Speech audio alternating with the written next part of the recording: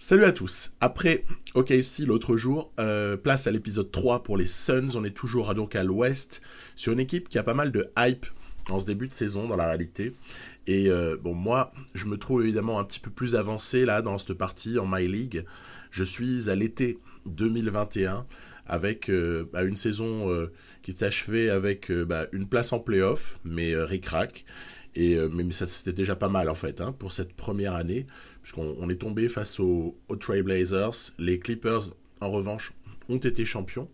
Et arrive le moment de la draft. Alors à la loterie, y a pas grand-chose pour les Suns, bien sûr, puisqu'on a terminé dans les playoffs. Et en revanche, on va hériter d'un choix un petit peu après la loterie, un peu au-delà des loteries piques. Et je vais avoir un style qui va me tendre les bras. Donc, vous allez voir que ça commence fort. Euh, allons-y, allons-y. Jalen Suggs.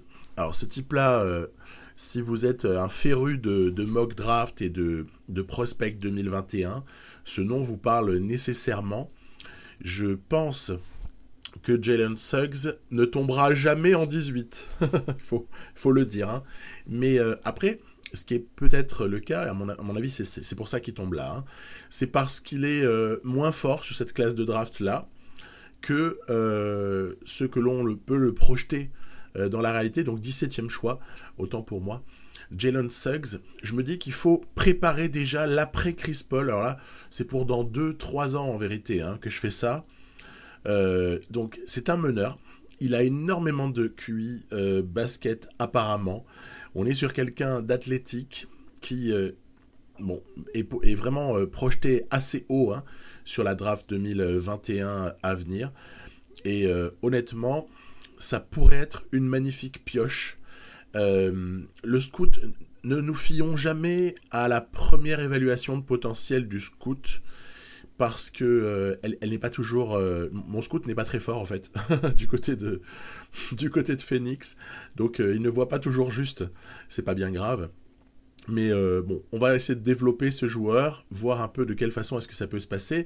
Au niveau des options, Chris Paul, tu m'étonnes, 44 millions, on prend tous les jours. Ayton Bridges et Cameron Johnson vont évidemment les options vont être activées par l'équipe cette fois-ci. Donc Paul, c'était une option joueur naturellement, on la connaît tous. C'est ce fameux contrat qui avait fait hurler au moment où les Rockets l'avaient offert à Chris Paul. Et en vérité, ce contrat, il est plus vraiment discuté de nos jours. Il est plus discuté du tout, tellement CP3 a apporté magnifiquement au Thunder en 2019-2020 et est en train de démarrer en trombe l'année avec les Suns dans notre NBA qu'on aime tous. Et puis là, il est évident que je le conserve. Je pense même que je le re-signerai. Il reste 2 ans à Cam Johnson encore, puisque c'est un contrat rookie. Je pense même que je re-signerai probablement Chris Paul après, mais sûrement que le contrat sera moindre, et tant mieux.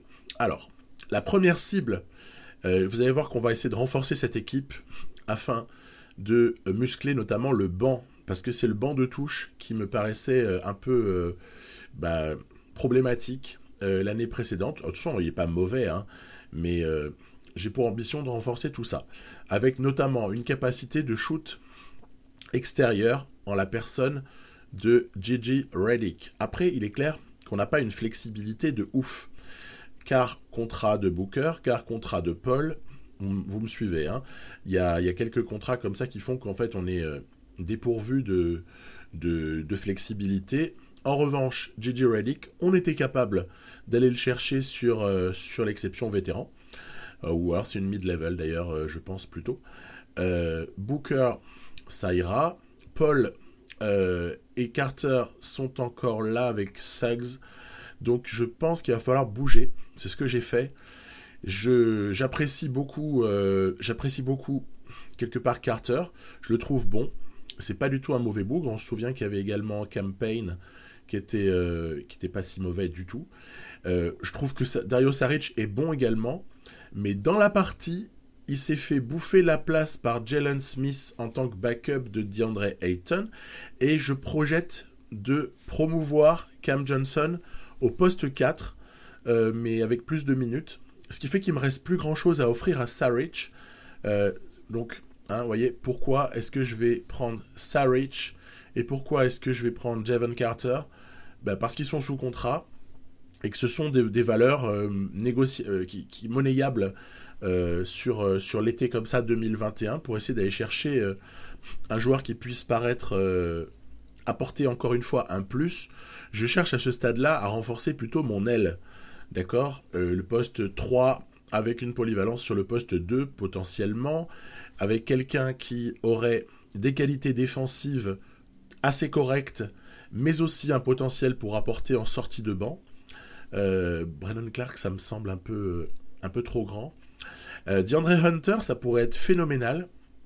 Ce serait pas idiot, il faudrait lâcher un first pick supplémentaire. Vous voyez, les offres ne sont pas à première vue phénoménales, mais regardez bien cette offre des Kings, elle recèle ce qui peut être une très très bonne affaire et qui n'est pas forcément idiot sur le plan d'un certain réalisme. Je vais expliquer pourquoi. Robert Woodward semble avoir un potentiel de malade mental. Poste 3-4, quand on voit ce potentiel, c'est phénoménal. Hein. Je vais donc prendre ce premier choix 2022 des Kings, ainsi que Woodward, pour essayer d'aller négocier tout ça avec une troisième équipe. J'aime beaucoup les accords triangulaires. Je trouve que c'est assez excitant en fait de faire des trades triangulaires dans le jeu. En l'occurrence, Woodward devrait attirer du monde, ainsi que le premier tour des Kings, parce que je n'ai pas l'intention de le garder. En fait, on n'est plus au stade de la reconstruction ou la construction. Là, on est au stade où on essaie d'accéder à un statut de contender. Hein, c'est pas pareil. Et je vais aller tester, en fait, si éventuellement quelqu'un qui m'intéresse énormément, Cam Reddish, du côté d'Atlanta, ne pourrait pas s'avérer dispo. Sachant que là-bas, il est un peu bouché au niveau du temps de jeu. On va avoir besoin de rajouter un second tour.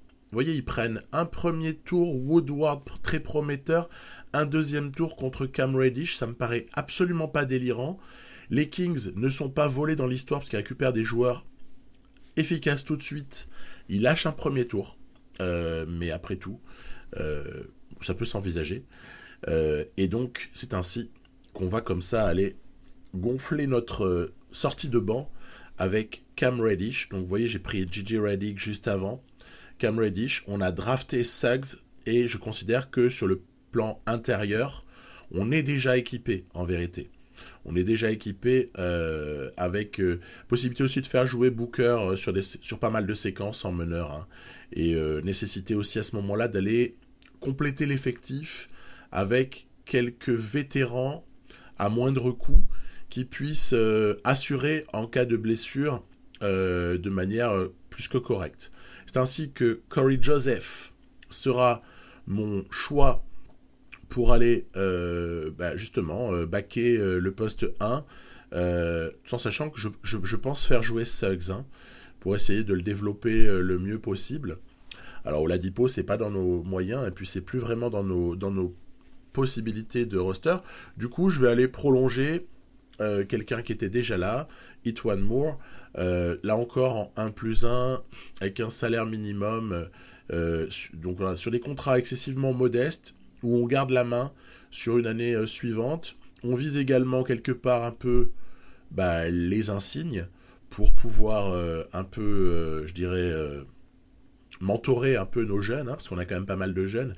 Ed Davis, dans ce sens, est quelqu'un qui me plaît pas mal, puisqu'il va pouvoir, avec ces 8 insignes-là, on connaît le profil de Ed Davis, ce sont des insignes défensifs, protecteurs de cercle, pouvoir aller nous mentorer ça. Voilà, donc des vétérans assez modestes, mais qui possèdent des insignes et qui vont être dans la transmission avec certains de nos jeunes qui en ont besoin.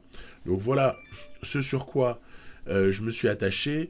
On voit que à l'intersaison, enfin avant les camps d'entraînement, excusez-moi, Chris Paul a régressé, il y a eu quelques petites blessures, et puis il y a l'âge également, 38 ans, c'est respectable.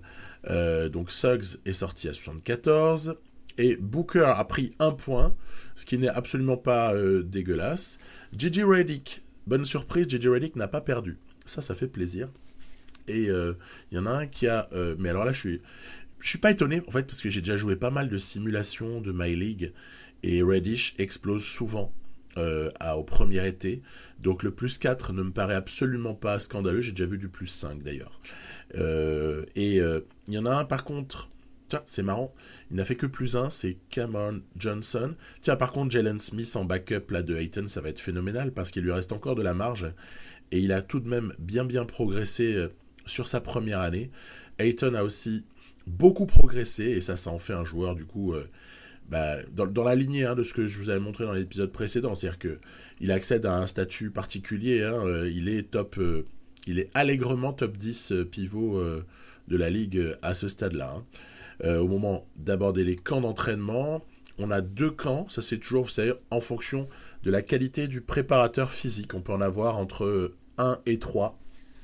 J'ai déjà eu 4 avec un préparateur à A+, mais c'est quand même excessivement rare.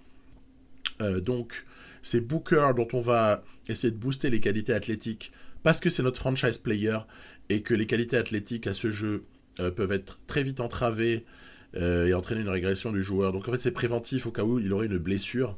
Je le booste un petit peu athlétiquement et on va utiliser du arrière polyvalent pour le 6e homme de ces Suns version 2021-2022, Cam Reddish, dont évidemment je me pourlèche les babines à l'idée de pouvoir l'utiliser parce que avec Reddish et Redick en sortie de banc, ça peut être pas mal.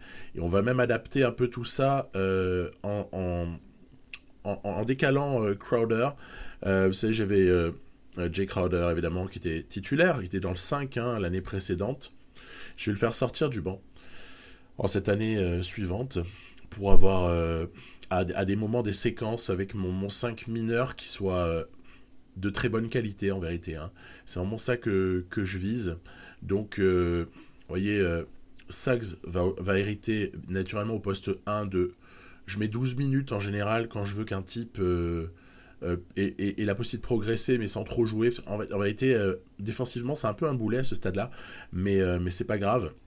Il sera sur le terrain toujours en même temps que Booker, que Ayton, donc Bridges également. Donc vous voyez, on l'entoure pour pas être trop pénalisé défensivement, pour pouvoir éventuellement le cacher.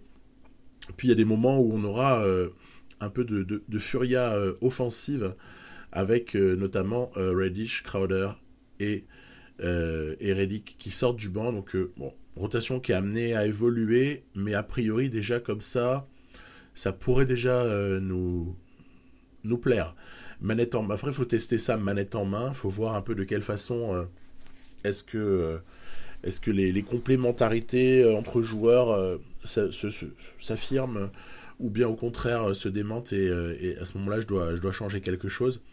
Mais ça me paraît pas mal d'avoir du spacing apporté notamment par Cam Johnson là dans le 5 majeur qui est déjà très fort par ailleurs, donc je peux me permettre d'avoir comme ça un joueur, un stretch 4 de ce style-là.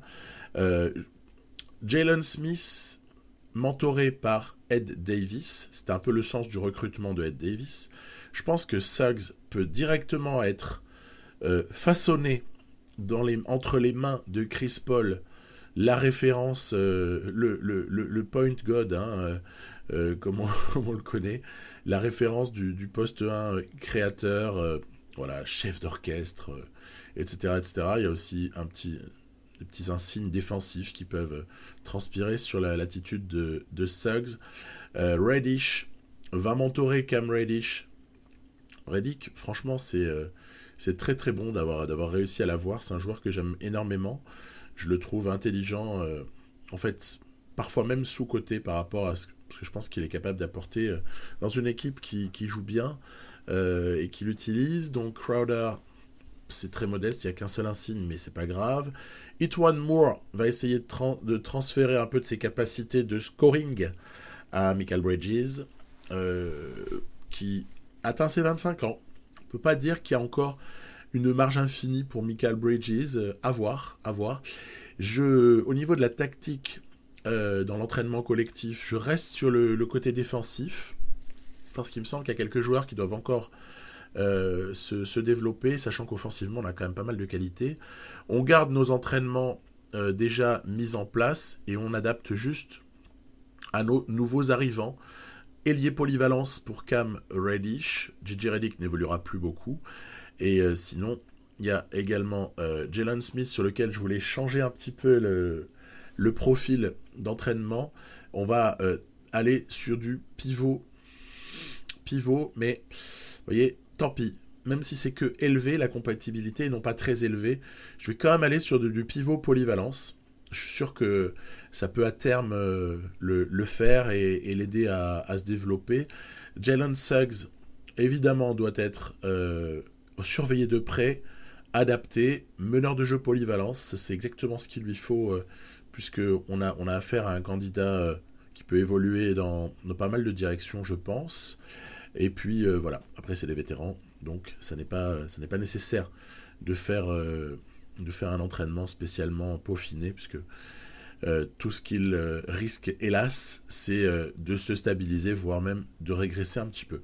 On pourrait, honnêtement, on pourrait modifier par un système de quelque part de plus-moins dans certaines catégories, en mettant un entraînement très thématique, mais c'est pas l'objet, je pense, ça sert pas à grand-chose ici. La saison démarre avec un déplacement aux Sacramento Kings. Une jolie surprise de ce début de saison. On ne les voyait pas nécessairement... Tiens, c'est marrant, Saric est dans le 5 du coup. C'est excitant. On va jouer tout de suite contre notre ancien joueur. Je trouve une équipe excitante, Kings. Elle est finalement une agréable surprise de ce début de saison. Donc, à surveiller. Moi, j'aime bien. Finalement, ont-ils eu vraiment tort de ne pas s'aligner sur Bogdanovic? Personne peut vraiment l'affirmer à ce stade-là, parce que Bogdanovic, en plus, démarre très doucement cette saison. Voilà, ce serait bien de ne pas chier nos attaques, nos contre-attaques surtout. Heureusement, Booker ressort, Reddish rentre à 3 points. Alors, vous allez voir que le thème de tout ce qui suit, là, pendant une demi-heure, ça va être une espèce de... je sais pas moi, de jouissance qui augmente au fil du temps, tellement ça va se mettre en place progressivement, là, sur un certain nombre de matchs, ça va se mettre en place, et le gameplay va devenir meilleur au fur et à mesure, parce qu'au départ, il faut un peu s'adapter. L'adresse externe va aussi s'améliorer. Je vous l'ai dit, mais je le répète, je n'ai procédé qu'à un seul changement par rapport au mode Superstar. J'ai fait +1. Oh là, le lay-up raté, là, ça pique les yeux. C'est un match assez serré. C'est un match qui honnêtement n'est pas évident. Je n'ai fait qu'une seule modification, c'est +1 à shoot extérieur pour l'utilisateur. Donc 55, je suis passé à 56. Et j'ai aussi du coup fait +1 à l'IA dans ce même registre. Sinon, on est en réglage Superstar. Je me dis qu'il faut absolument s'habituer. Et si les shoots à 3 points ne rentrent pas, il faut arriver à trouver une solution. En se contentant de ce petit +1 que j'ai détaillé à l'instant.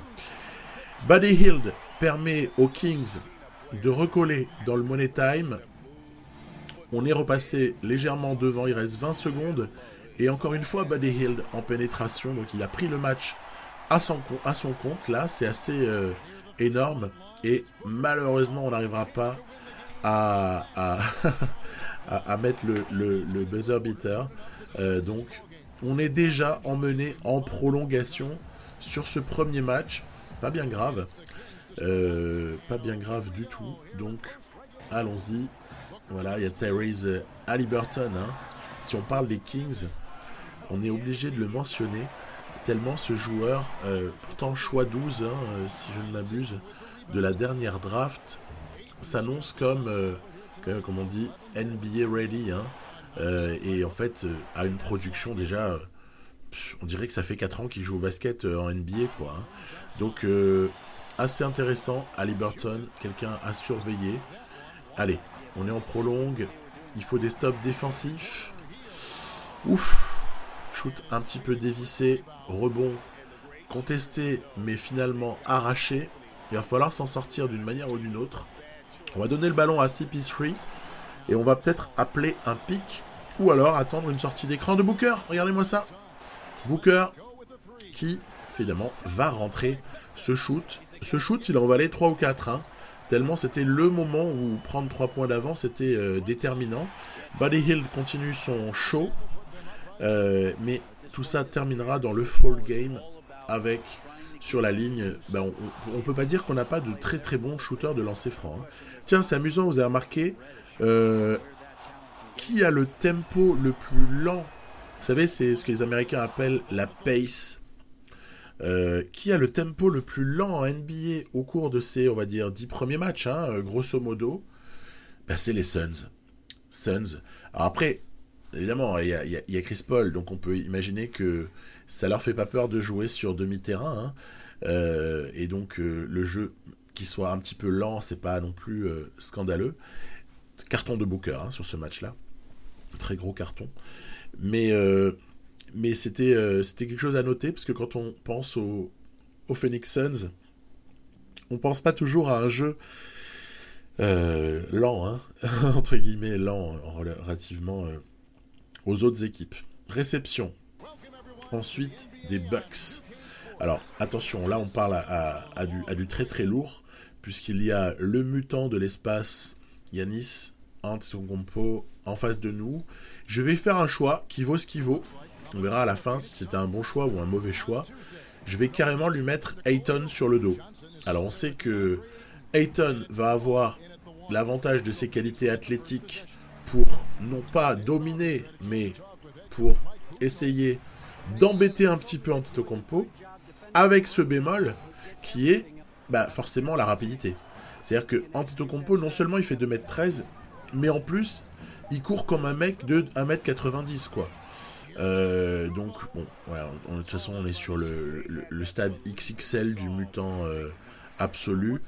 Il n'y a qu'une seule chose, tiens, pick and pop, voilà, ça commence à rentrer, on commence à avoir des séquences amusantes. Il n'y a pas grand chose à faire contre Antetokounmpo. On peut avoir un peu de chance comme ça ici, comme Booker qui a tapé le ballon au bon moment. Autre chose, plus il va prendre de pull-up. Allez, Suggs. Ah, dommage. C'était l'occasion de signer son entrée en NBA par un très joli 3 points dans le corner, mais c'était pas le cas. Allez, le jeu est un peu fou. Il y a des séquences toutes amusantes. Reddish. Ah là là, lui aussi Davis. Alors vous voyez, à ce moment-là, je me suis rendu compte d'un truc.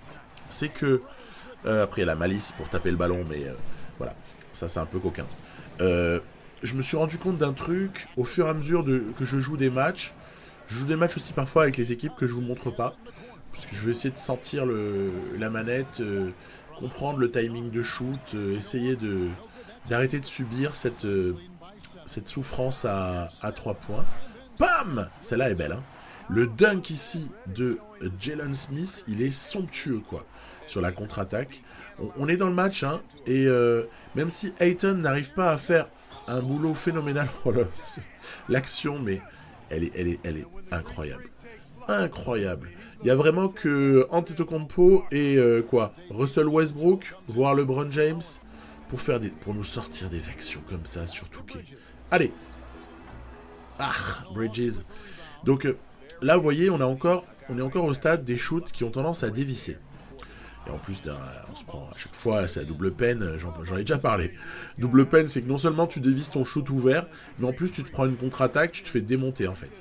Donc, ok, ça fait partie du jeu. Allez, voilà, petit gris-gris de Booker. Ouais, heureusement que j'ai quand même toujours Booker ou Paul à la main, parce que avoir comme ça ce ball handler plus, hein, avec des qualités de pénétration, avec des qualités de shoot, avec une qualité de pick and roll assez intéressante, me permet d'avoir pas mal d'options. Et tiens, offensivement, les Bucks sont quand même à la rue. Donc c'est-à-dire que défensivement, on fait quand même du bon job, avec notamment Giannis qui est inarrêtable, mais le reste qui a quand même du mal à exister. Regardez, encore, bam, voilà. Donc, honnêtement, Ayton sur Antetokounmpo, je suis pas sûr que c'était le meilleur choix du monde, parce qu'il manque de vitesse latérale. Et il se fait à chaque fois déborder. Si je dois rejouer les Bucks, ce qui arrivera forcément une fois par-ci par-là, tiens, ça c'est Reddick qui sort de sa boîte. Si je dois rejouer les Bucks, honnêtement, je pense que je ferai plutôt le pari Crowder. C'est celui qui me semble avoir le meilleur compromis entre la qualité défensive et quand même une certaine vitesse latérale. À voir, hein, mais c'est sûr que je vais pas mettre Cameron Johnson, pas mettre Jalen Smith non plus, le pauvre risque de se faire tuer. Donc il faut un joueur de très très grand calibre. En plus les fadeaway, il est quand même capable de les planter hein, des fois, même si on est content qu'il en prenne, parce qu'on se dit a priori que c'est bon pour nous, mais voilà. On va chercher les fautes. Ah, il faut accepter d'aller un peu charbonner hein, dans ces cas-là, pour garder un tout petit peu de marge au score, parce que honnêtement, même si défensivement ça se passe pas super mal, les 2+1 s'enchaînent quoi. Qu'est-ce qui souffre notre ami DeAndre Ayton là-dessus Heureusement, les lancers peuvent être aussi dévissés par Antetokounmpo, nous le savons tous. Voire match de début de saison contre les Celtics, mais pas que. Hein. En fait, ce jour-là, il avait été bon au lancer, mais il rate juste celui qu'il faut pas. Et puis, sinon, globalement, son adresse au lancer n'est pas exceptionnelle. Et donc, c'est normal qu'on récupère parfois des petites billes quand il est sur la ligne. Fall game, game over. Hein, on a compris, ça va succéder sur la ligne. Tout le monde va avoir droit de shooter son petit lancer pour une victoire. Donc, bâtie essentiellement sur le fait de limiter toutes les autres contributions que celles de Giannis. Là, on retrouve une tendance, je trouve, du jeu d'avant, qui était, quand je jouais les Bucks, je l'avais déjà dit un certain nombre de fois, Giannis, tu fais ton show, il n'y a pas de problème. Et en revanche, ce qu'il faut, c'est que j'arrive à limiter les autres. Et si on limite les autres, vous voyez, donc à 65 points en extrapolé, c'est juste monstrueux, mais les autres n'ont pas été très efficaces. Donc ça veut dire qu'à l'arrivée, on a quand même fait du boulot correct en défense. Voilà. On passe ensuite à ces Denver Nuggets qu'on reçoit. Il y aura une succession de réceptions. Donc voilà, on joue sur notre parquet du côté de Phoenix face à la bande à Niko Jokic. Petit mot sur les Nuggets, c'est l'occasion. Je pense que cette équipe, on n'a pas de souci à se faire, même si elle a un bilan qui est un petit peu en dessous des 50% à ce stade dans la vraie NBA. C'est marrant, ils ont drafté Garuba et c'est un joueur intéressant, Garuba. Et ils l'ont propulsé dans le 5 direct. Poste 4 intéressant. Ça me donne quand même, moi, des idées. Regardez, tout de suite, essayer de tester la défense, la réactivité sur les sorties d'écran de Cam Johnson, la réactivité de Garuba. Hein. Donc, ça offre quand même des possibilités. On va voir si on arrive à s'en sortir, à les exploiter. Vitesse de Jokic inférieure à celle de Ayton. C'est normal qu'Ayton sur la contre-attaque soit présent avant. Donc, là aussi, ça c'est un mismatch qu'il faut exploiter. Le mismatch, on va dire, de la vitesse des pivots. Pas grand monde ne peut défendre sur Chris Paul en pénétration, ni sur Booker d'ailleurs. Je pense pas que Gary Harris ait la possibilité de nous limiter trop Devin Booker. Donc sur les mismatchs, on est pas mal en fait. Hein. JJ Redick, en plus, tac, swish. Je pense pas qu'on soit très mal à ce niveau-là. Donc plutôt optimiste en fait au moment de jouer avec cette équipe-là, les Nuggets. Parce que Ayton a progressé défensivement et qu'on est capable de piquer, avoir un peu d'adresse comme ça externe. Voilà, justement, à propos de l'adresse externe. Donc c'est un vrai sujet hein, depuis la sortie du jeu. Moi, je vous en ai souvent parlé. Je suis désolé si ça peut paraître un peu répétitif, mais c'est peut-être le point qui restait à améliorer. À mi-temps, on a fait vraiment un festival. Hein. Déjà, moi, j'aime bien le 3 sur 7 à 3 points, là, en première mi-temps. 43%, je prends tous les jours. Il n'y a pas de problème. Hein. Donc, continue à en prendre. Même, de toute façon, peu en réussite, je continue tout de même à en prendre. Mais surtout, en fait, j'étais omnibulé par une chose. Ça c'est une jolie action de Bol Bol. Voilà, avec le 2+1. Bol Bol face à Crowder poussé à la faute. Donc, attention, il y aurait peut-être un retour des Nuggets... Là, sur ce type d'action, en plus avec un 5 entre guillemets mineur pour les Nuggets. Ouais, ce que je crois vraiment, Si en plus on perd des ballons sur les tentatives de pick and pop, ça va pas le faire. Là c'est R.J. Hampton, le magnifique rookie, probablement style de la draft 2020 pour le compte des Nuggets. Décidément ils ont l'habitude avec Michael Porter Jr., avec Bol Bol. Yes, ça c'est notre ami Cam Johnson. Vous voyez, il y a bien un moment où le pick and pop va fonctionner. Je pense que donc il faut continuer à prendre des shoots, mais il faut se les rendre le plus facile possible, entre guillemets. C'est-à-dire que je commençais à comprendre au bout d'un moment, me dire tu as été long, mais ouais, bah désolé, c'est comme ça. J'ai commencé à comprendre que ma maladresse à 3 points était liée au fait que sûrement que le geste était enclenché un peu trop tôt. Pourquoi je l'enclenchais trop tôt ? Parce que j'avais une présence oppressante des défenseurs. Pourquoi j'avais cette présence-là ? Parce que tout simplement, mes shoots à 3 points, ils n'étaient pas si ouverts que ça. En tout cas, ils auraient pu l'être davantage. Donc, il faut améliorer absolument un point, c'est le spacing. Il faut un meilleur spacing. Il faut trouver un moyen pour que mes shooters aient plus de temps. Et donc, c'est un peu ça que je me suis mis en tête à partir de ce moment-là. Enfin, voilà, dans ces matchs-là, on va dire, sur ce début de saison 2, je me suis dit, essaye d'offrir plus de temps à tes shooters extérieurs. Il faut absolument ça. Et donc, l'idée est venue, alors là, c'est plus le côté défensif, où on va essayer de surveiller quelques éléments de ces Hornets. Il y a notamment Hayward à surveiller, il y a la Melo Ball, dont on ne sait pas exactement ce qu'il peut apporter au niveau du scoring, mais on se méfie. Ça, c'est le retour de Lob City. Lob City s'est déplacé temporairement de LA à Phoenix désormais. Il y avait un shoot ouvert, c'est dommage de ne pas avoir vu la passe avant, mais regardez, hop là, l'élasticité de Cameron Johnson, joueur que je commence vraiment à apprécier de plus en plus. Je le trouve très très très agréable à jouer. Là c'est Cam Reddish qui, hop là, va jouer le pick and roll. Comme je disais avec l'épisode du Thunder, je suis content d'avoir un ball handler de qualité de plus en la personne de Reddish. Donc ça me fait quelques porteurs de balles créateurs qui peuvent comme ça se succéder et offrir de vraies possibilités donc assez appréciables. Donc essayez d'avoir du temps, c'est pas toujours le cas pour les shooters, mais on va y revenir après. Il y a encore des choses à voir à ce niveau-là. La création, c'est toujours un problème. Comment tu crées est-ce que tu oses prendre comme ça des shoots semi-contestés ? Pourquoi pas ? Est-ce que tu cherches le pick and roll à outrance ? Ça peut être le cas. Est-ce qu'on cherche plutôt d'aller provoquer des lancers ?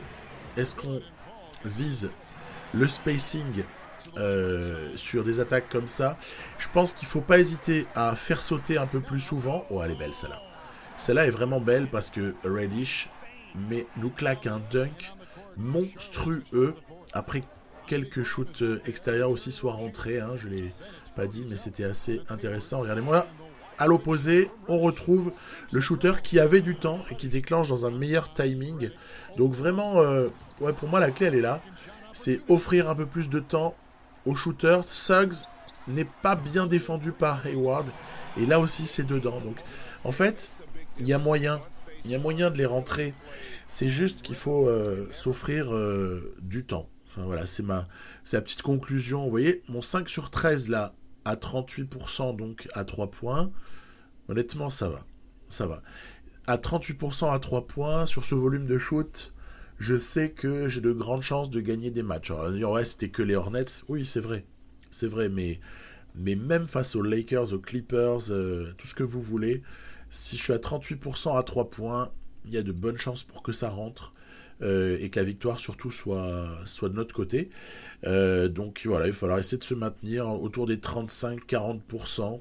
Ça me suffira, je ne vais pas viser davantage en essayant d'offrir plus de temps aux shooters. Et là, on arrive sur un match qui, honnêtement, est le plus beau pour moi de ce début de saison des Suns, Parce que l'équipe en face... Alors vous allez me dire quoi, les Grizzlies? On parle de quoi là? Bah ouais. Grizzlies, très intéressant. Ja Morant est là. Jaren Jackson est là.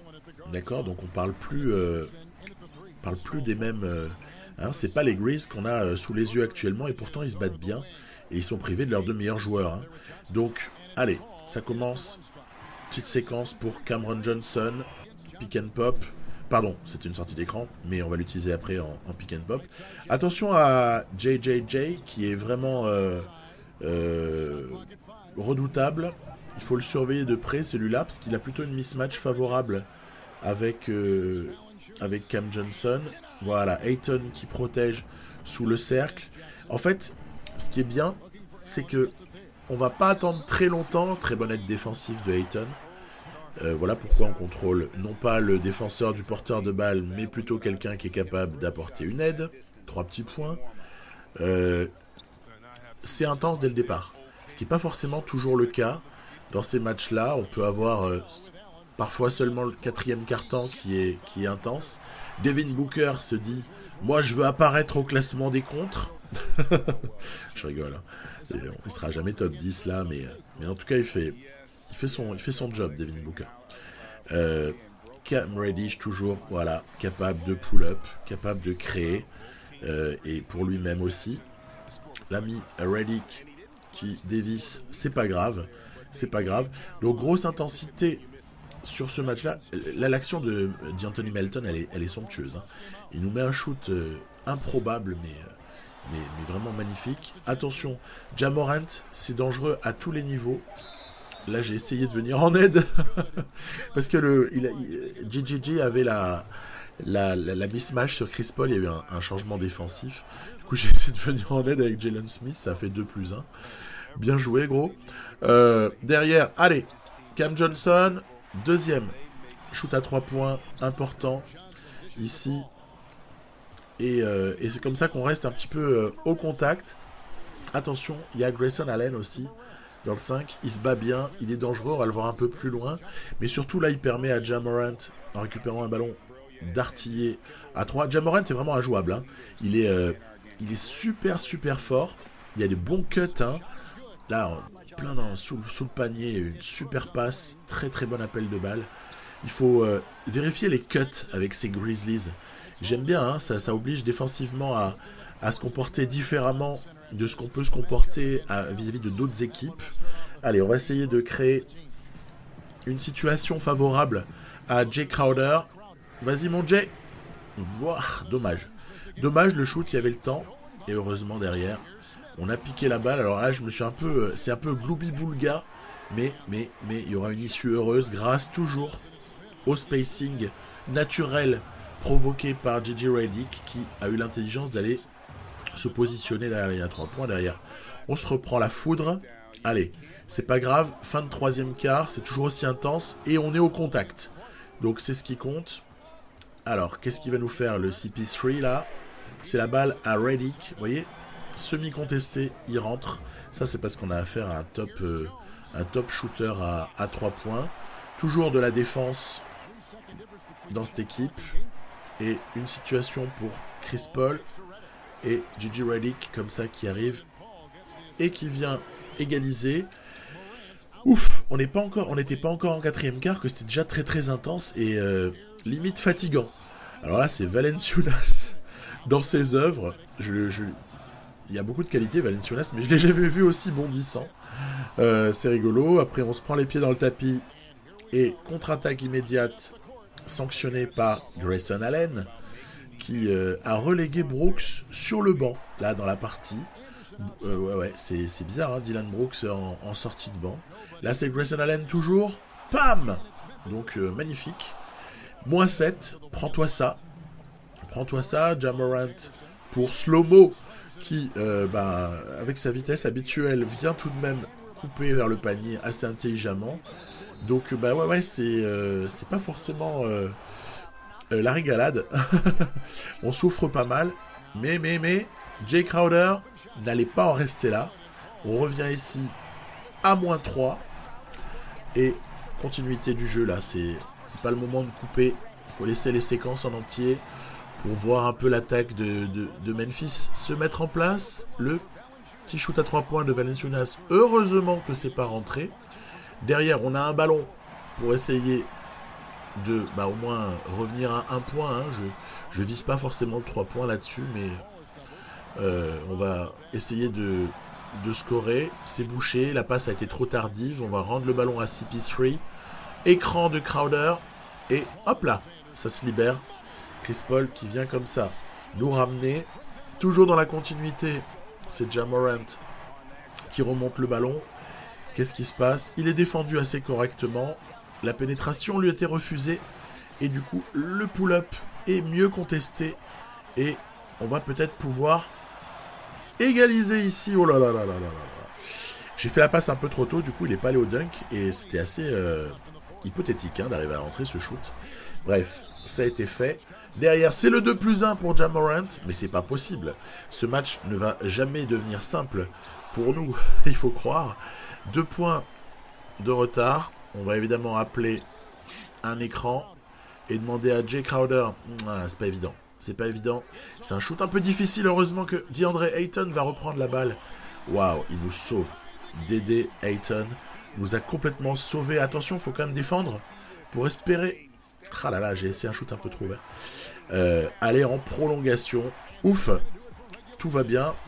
On est en prolongation. On va pouvoir se battre. Mais match difficile. Qu'est-ce qu'ils sont athlétiques. Qu'est-ce qu'ils sont dangereux, virevoltants, talentueux, ces Grizzlies-là. J'ai vraiment souffert défensivement pour essayer de les limiter. C'est vraiment pas évident. Après, dans la prolongation, on va faire rentrer un peu de 109. Notamment, l'intermédiaire de Cam Reddish, le 6e homme. Ce serait cool d'avoir le trophée de Six Man of the Year. Mais bon, on verra. Est-ce qu'il aura un volume de minutes suffisant? Est-ce qu'il aura des stats qui le permettront? En tout cas, ça m'aurait bien plu. On verra bien par la suite. Il fait le boulot, l'ami. Il a servi Ayton ici sur la contre-attaque. Allez, c'est défensivement qu'on peut essayer de clore ce match assez rapidement dans la prolongation, là, en alignant des stops défensifs et non pas en laissant des shoots ouverts. Heureusement, c'est dévissé de la part de Kyle Anderson. Et la contre-attaque est pour nous avec le 2+1 offert à Cam Reddish. Yes, moi je dis, ça commence à sentir plutôt bon. Plus 7, c'est pas mal. On a réussi à faire un petit run sur cette prolongation, mais également parce qu'il y a eu des stops défensifs. Alors là, évidemment, ça se bat comme des chiffonniers. C'était encore une fois signé Ayton pour embêter JV. C'est encore une fois la bagarre totale. La bagarre totale sous le cercle des Suns. Encore une fois, c'est sorti. Et bon voilà, là, 40 secondes, 7 points. On a compris.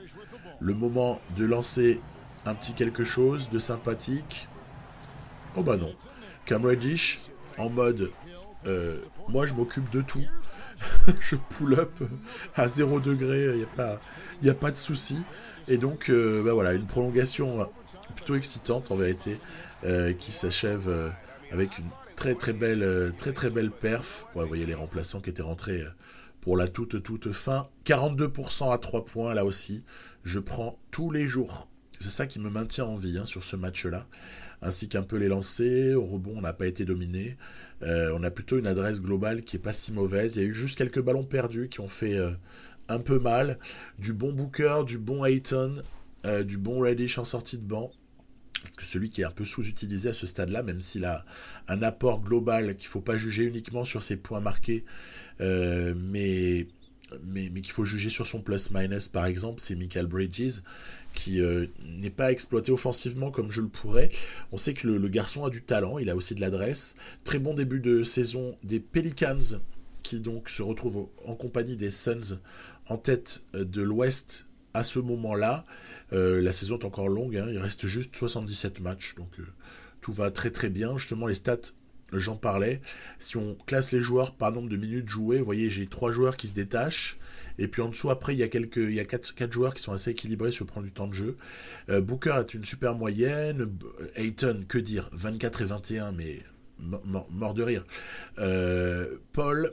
Après, Cam Johnson, Bridges ont une contribution qui est un peu plus limitée, mais si ça rentre dans les moments importants, c'est ce qui compte. Et après, au niveau du banc, Suggs, le petit Jalen Smith, J.J. Redick, qui commence à rentrer un peu des shoots.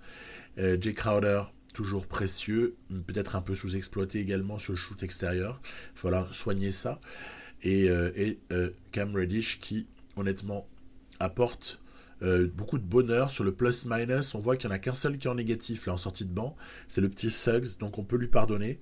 En revanche, les autres apportent.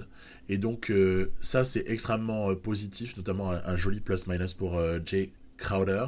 Et puis alors, le dieu vivant du plus-minus, pour ces 5 premiers matchs bien sûr, c'est Chris Paul. Il semblerait que l'équipe soit boostée de manière flagrante en efficacité lorsque Chris Paul est sur le terrain. Donc voilà, je vous dis à suivre pour les aventures de ces petits Suns, à suivre dans un futur épisode 4 où évidemment on ne fera pas que jouer des matchs, hein, cela va de soi. Il y a un moment où on va simuler, avancer la saison, mais mon Dieu, que cet homme nous fait du bien. Rien que sa seule présence est une garantie de qualité et de bonheur. Voilà, à plus, bye bye. Well, the focus was there tonight, Chris. Thanks for your time. Back to you, Kevin.